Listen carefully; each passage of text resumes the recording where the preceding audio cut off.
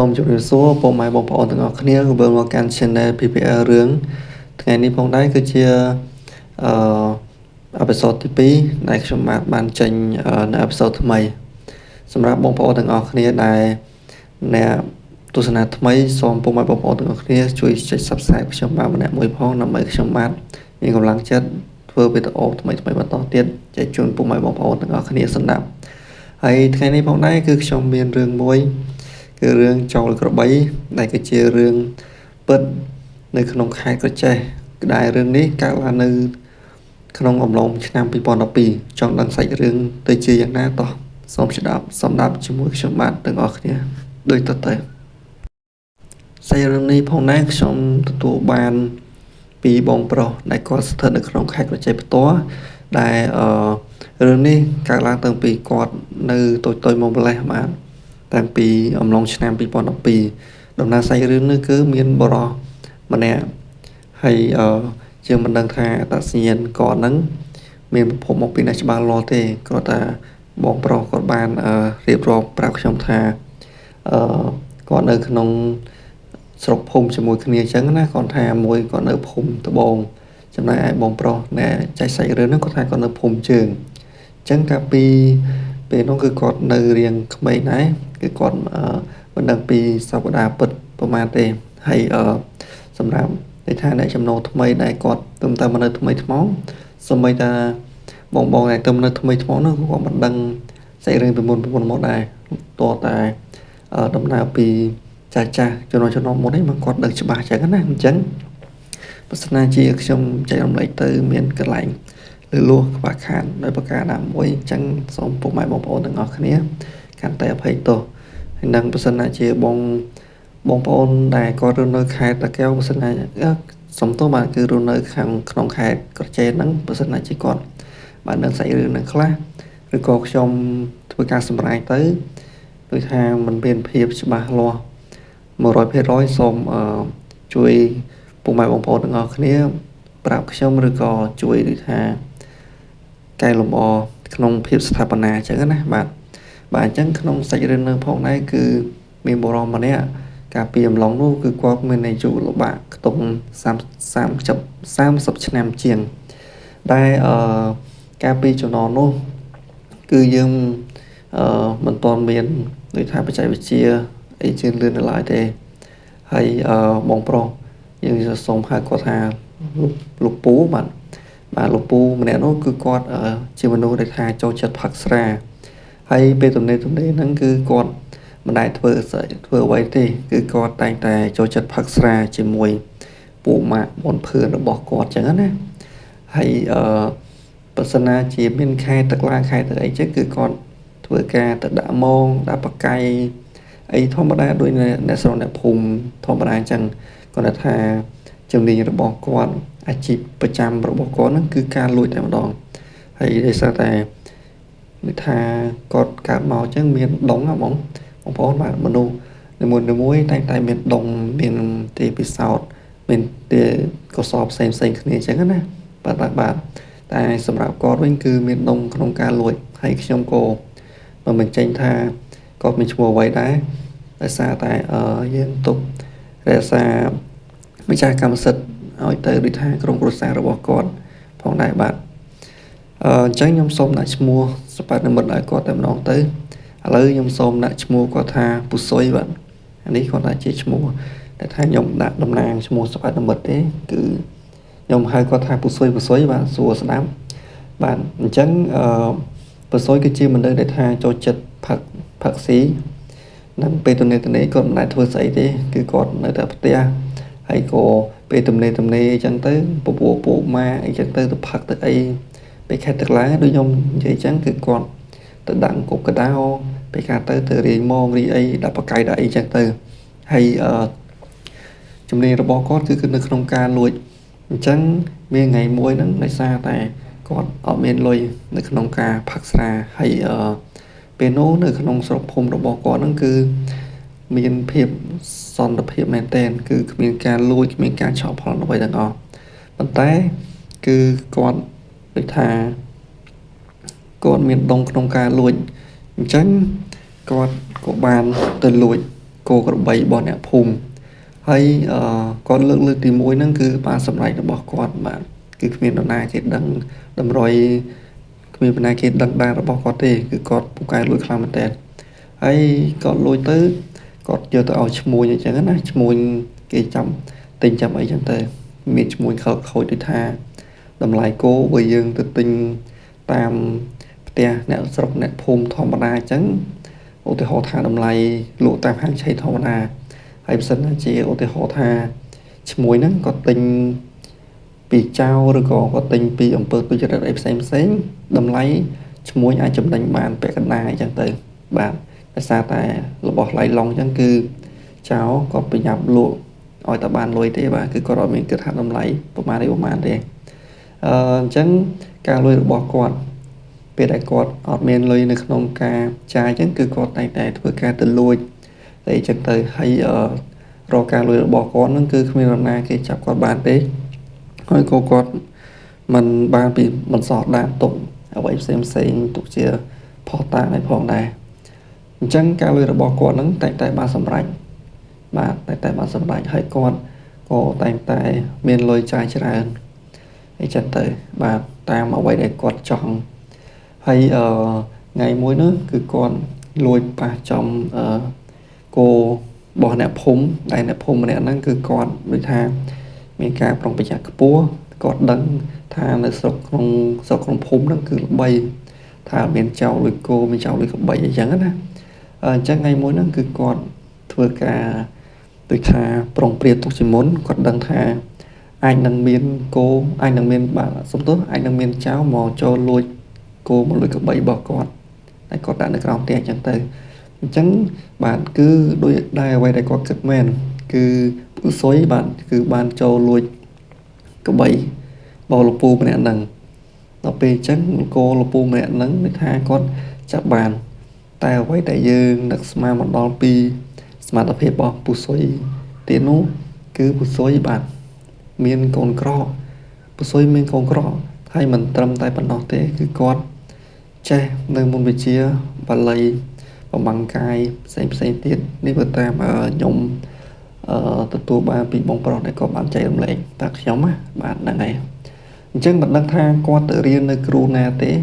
ហើយក៏មិនដឹងប្រភពច្បាស់លាស់ថាគាត់ទទួលបានកូនក្រហ្នឹងតាមណាដែរប៉ុន្តែតាំងពីពេលដែលលោកពូម្នាក់ហ្នឹងចាប់ពូសុយបាននៅក្នុងភ្នែកហើយបែរជាធ្វើអីពូសុយអត់បានវិញអត់បានវិញបាទធ្វើអ្វីពូសុយអត់បានទេដោយសារតែពូសុយដូចថាគាត់មានកូនក្រជួយ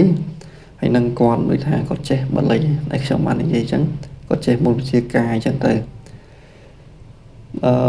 នេះខ្ញុំសូមនិយាយក្រៅបន្តិចតើតោនឹងចៅដែលគាត់ចូលលួចចូលអីដែលគាត់ចេះអាគមអញ្ចឹងបើតាមខ្ញុំដឹងពីចាស់គឺមានដូចថាបាលីចៅអញ្ចឹងណាចៅដែលខាងគាត់ចូលលួច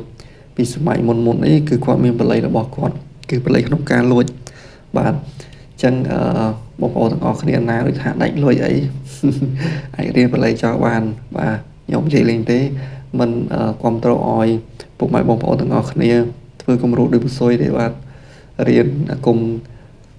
ទៅប្លន់គេអញ្ចឹងទេវាគឺជាគំរូមិនល្អហើយណាមួយក៏ខុសច្បាប់ខុសអីចឹងទៅបាទគឺជាអំពើមួយមុខរបរមួយដែលសង្គមស្អប់ខ្ពើមផងដែរបាទអញ្ចឹង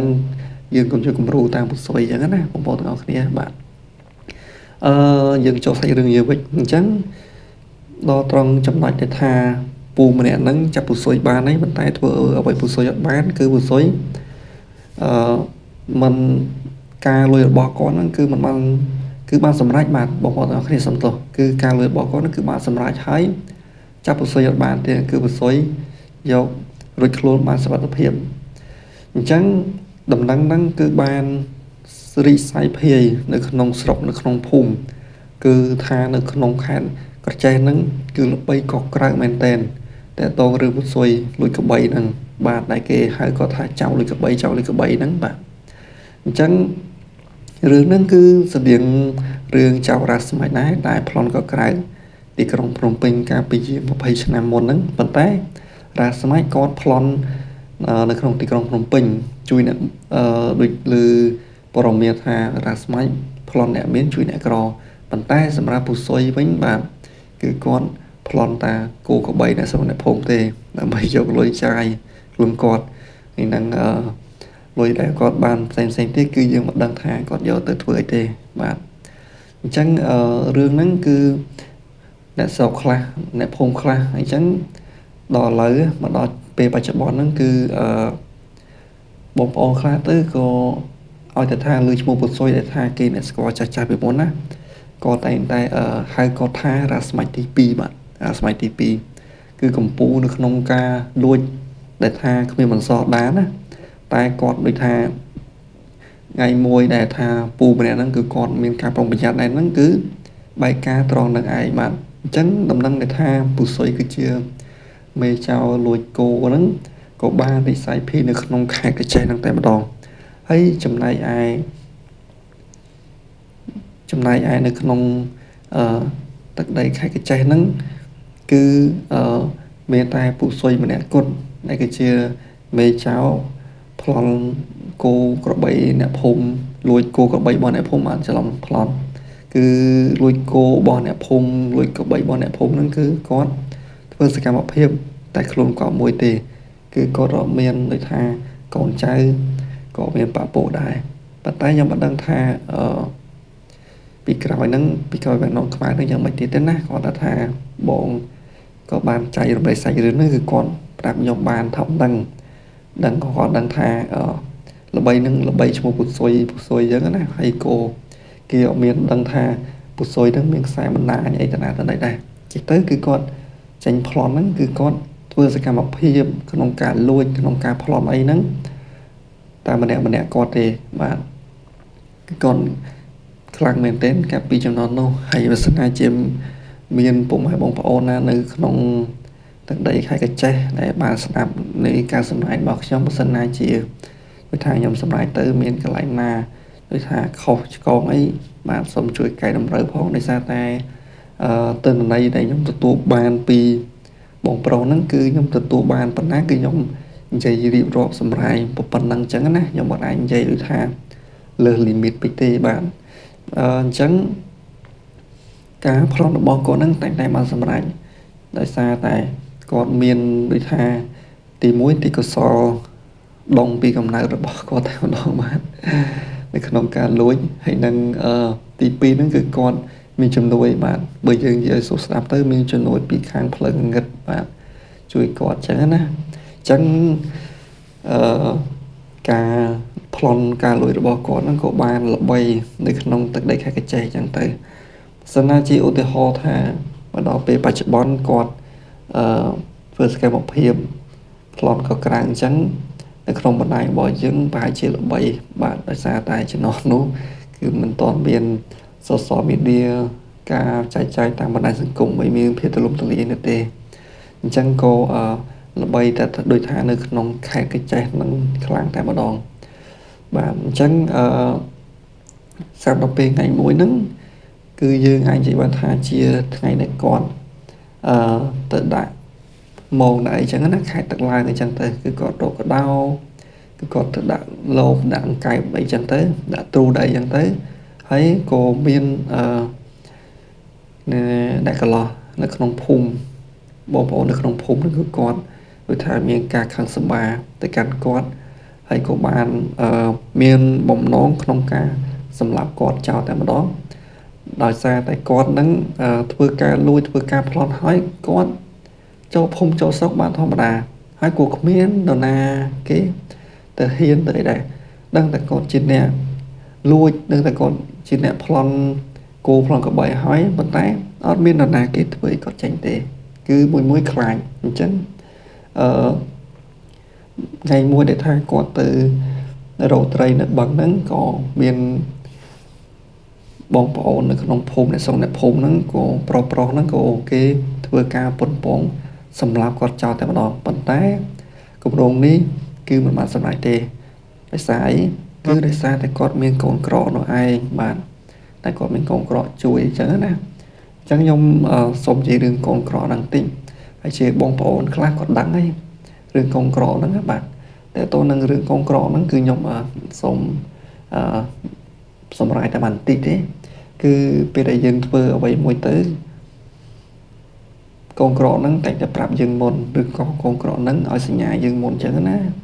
ថាមានបញ្ហាអីឲ្យយើងត្រៀមខ្លួនមុនអញ្ចឹងទៅកងក្រហ្នឹងអាចមើលដឹងមុនអញ្ចឹងណាបាទអញ្ចឹងធ្វើឲ្យគម្រោងផែនការរបស់អ្នកភូមិក្នុងការសម្រាប់គាត់ហ្នឹងគឺបរាជ័យអូខេនឹងគឺការប៉ុនប៉ងលើកទី1គឺបរាជ័យចំណែកលើកទី2ប៉ុន្តែតកតងនឹងការប្លន់របស់គាត់ហ្នឹងគឺគាត់